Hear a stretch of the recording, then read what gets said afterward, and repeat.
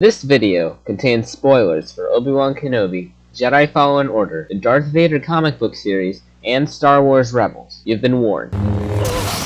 Wait.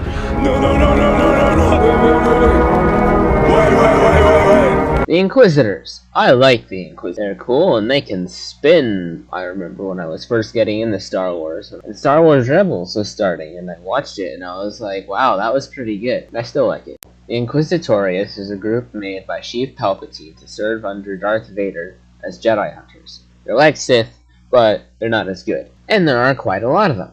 Now we have the second sister, Trilla, who was killed by Darth Vader. You have failed me, Inquisitor.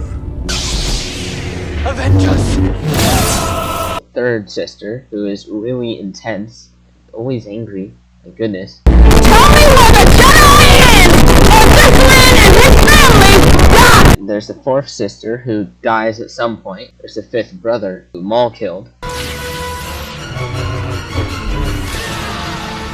Sixth brother, who Ahsoka killed. And the seventh sister, who Maul also killed. The eighth brother, who fell to his death because his helicopter lightsaber broke.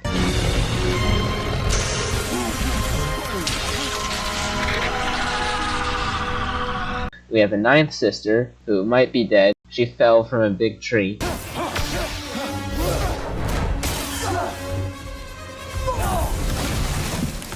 And the 10th brother, who died on Mon Cala. And there are a few unnamed ones. And of course, there's the main one, the one that everyone cares about, the Grand Inquisitor. Now, he was a Jedi Temple guard who wanted to learn more from the archives, but Joe Costa knew, the librarian, said no.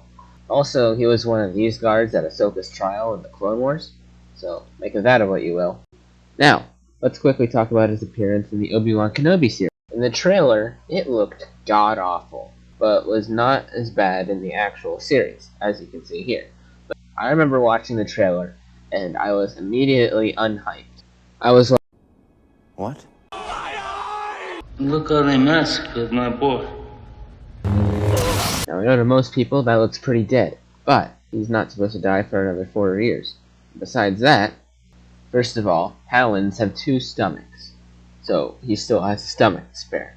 Also, Vader cut limbs and other body parts off of most of the Inquisitors because they needed lessons in loss. So like all the Inquisitors already have cybernetic parts, and therefore the means for survival in an event like this.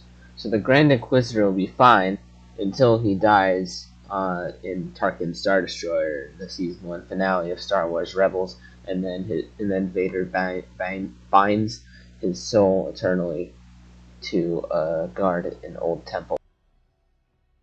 Also, it's worth noting in the Jedi Survivor trailer, that Palin is not the Grand Inquisitor. He's actually revealed in an article on StarWars.com to be an Imperial Senator. And you can obviously tell that he's not the Grand Inquisitor because he doesn't have the forehead tattoos, and his face is pudgy, and his fingernails are long. The fact that everyone was like, oh my god, it's a Grand Inquisitor. That's racist. So what, you just think all Palans look the same? What's wrong with you? Anyway, the point is, Grand Inquisitor did not die in Obi-Wan Episode 2. Also, they wouldn't retcon the whole first season of Star Wars Rebels, especially since the Ahsoka series coming out like next year is a direct sequel to that, to Star Wars Rebels. And really, it'd just be great if they stopped retconning things, because I hate retcons. They make it so that being a fan and following everything is a lot less rewarding when something can just be erased on a whim. Remember to like and subscribe, and share this video with other people, and goodbye.